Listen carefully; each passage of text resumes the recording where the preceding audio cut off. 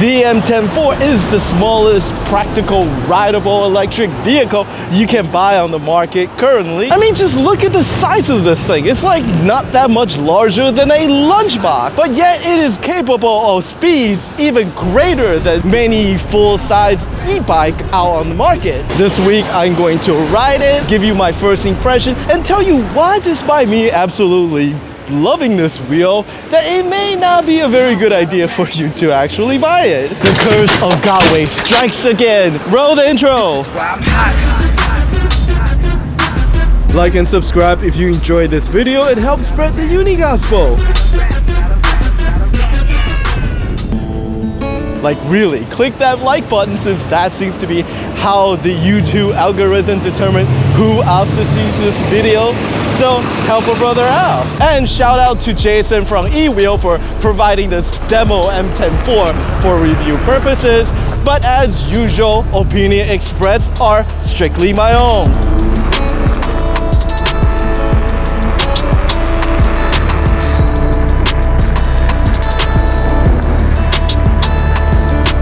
First of all, props to Begode, because the M104 is a niche wheel in an already pretty niche sport. Electric unicycle really doesn't get as much love as we all think they deserve, and the majority of the EUC riders generally gravitate towards 16 or 18-inch wheels, and the M103, this wheel's predecessor, didn't really get that much love. So we all thought that there would be no way in hell for Begode to ever make a follow-up, especially considering their recent conversion to the Church of the Suspension Jesus. But lo and behold, here we are. And I wasn't exaggerating when I said the M104 is small, slightly taller than 2 tubes of standard paper towel, and slightly thicker than a 16-inch MacBook Pro, and not quite as clicky. Fits into a standard New York City mini kitchen sink. And of course, for the ultimate test, maybe 3 or 4 banana.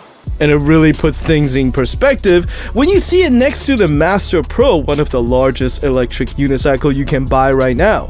Because of its size, you can carry it relatively easily, but at 28 pounds, you probably wouldn't want to lug it too far of a distance either.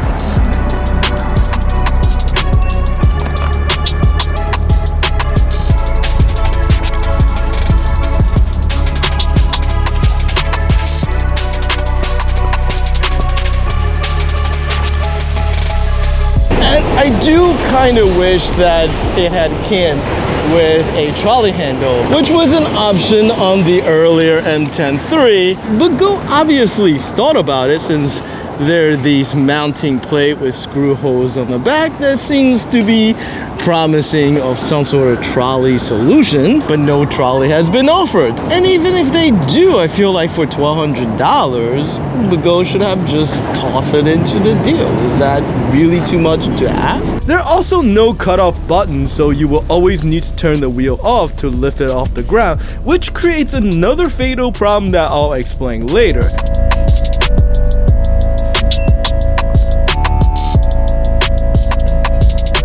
The controller sits underneath a slightly cheap-feeling semi-translucent cover, but I do like the fact that you can see the controller, sort of a nerdy cool vibe to it, but there are no weather sealing of any kind, so this wheel is not waterproofed and should not be ridden in the rain. But despite all my grumbling, I do love the M104. First of all, it looks like nothing else that Begode has ever released in the past. I don't know what the designer of this wheel was taking when he did it, but he really ought to do it more often. It is, in my opinion, one of the best looking wheel in their lineup. That bizarre round front light with its strange semi-reflective blue running lights brings a unique and endearing personality to this micro wheel that I rarely see with any other EUCs.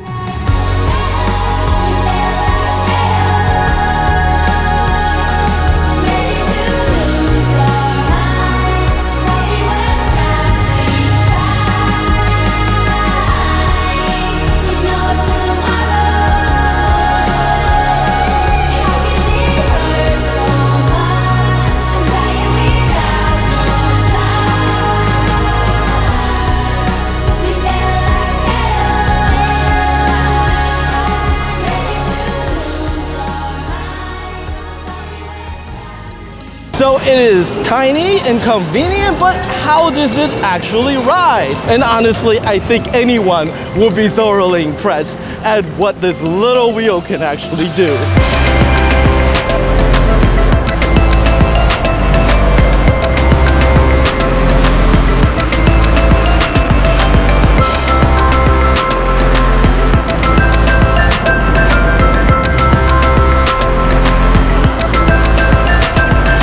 Electric unicycles generally carry a much larger motor than the equivalent e-bikes and electric scooter in similar price range, since part of its output is required to keep the wheel balanced and the rider upright. But even factoring that in, the 1,000-watt motor in this little tiny wheel still impresses. The small 11-inch diameter tire help maximize torque output, and you can very quickly get up to its maximum speed of roughly 26 miles per hour.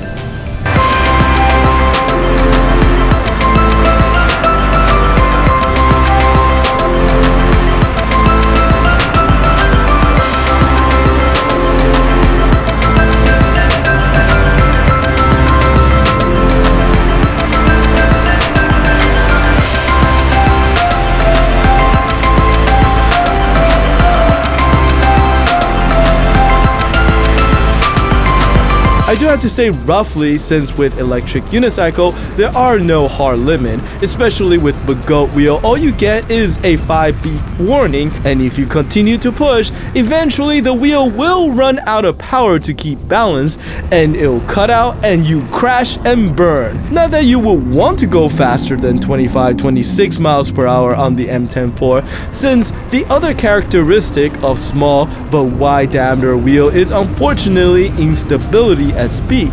The Mten4 wobbles, oscillate, and tend to develop a mind of its own when ridden at its max speed, which could be sketchy and scary if you are an experienced electric unicycle rider who know how to compensate for things like that. Which brings us to the reason why you may not want to buy the Mten4.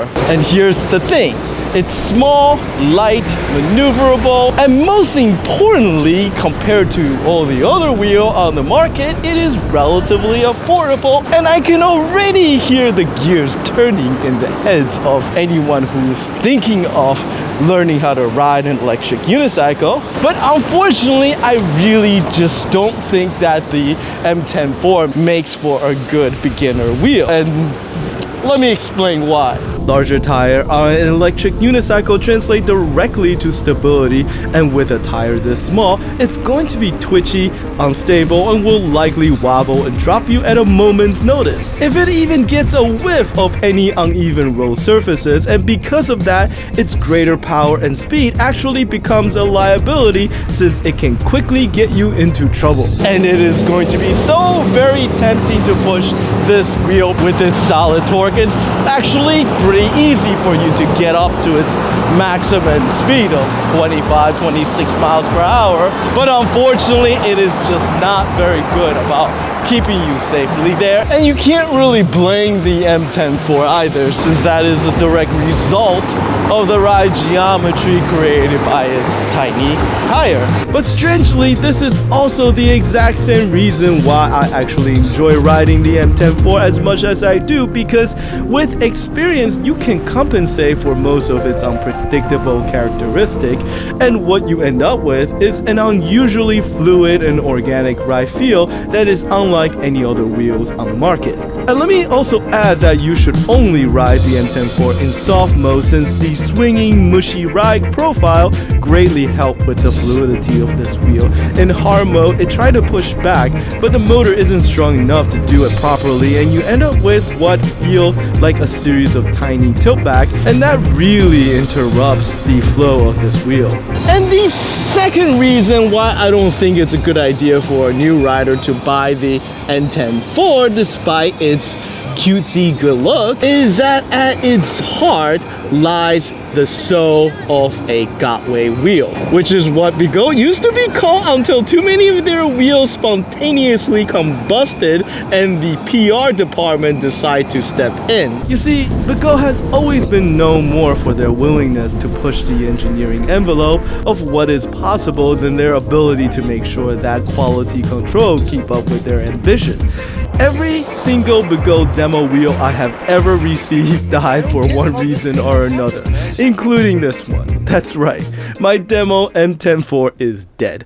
Nothing dramatic this time, but I was noticing some oscillation at max speed, so I figure I'd try updating the wheel firmware to see if that fixes it. One of the features of the new Begode controller are the support for over-the-air Bluetooth updates, but unfortunately they do not work consistently and my update hung midway, which ended up breaking the wheel. No worries. Put it in recovery mode and use the backup firmware to turn the wheel back on and then try updating it again, right? Wrong! The recovery reboot sequence requires that you hold down the power button and hit the cutoff switch 5 times.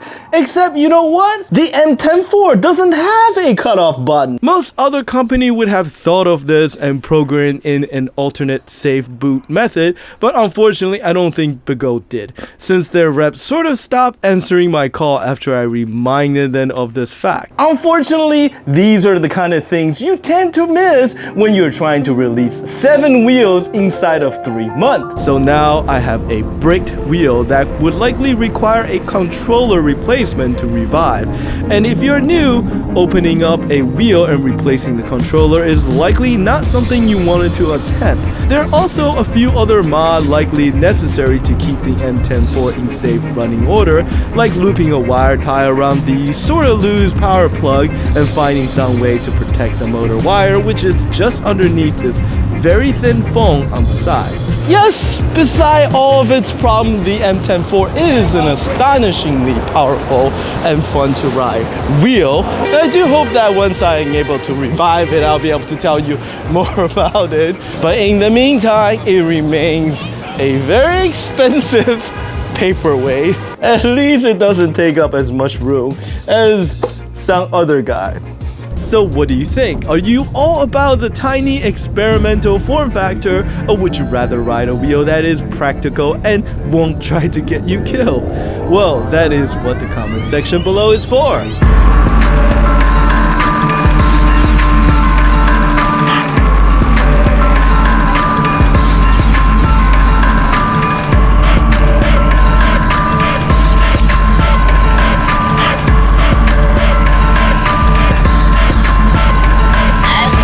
You know what? Aha! I somehow managed to trick you into wasting another 15 minutes of your life, but I hope you enjoyed it. Shout out to my supporter on Patreon. Please check out the link in the video description below if you enjoy and like to support my work. And as always, as much as we all love electric unicycle, the only way for us to get better wheel is to grow as a community. So tell your friend, teach them how to ride and get them hooked. Until the next video, thank you.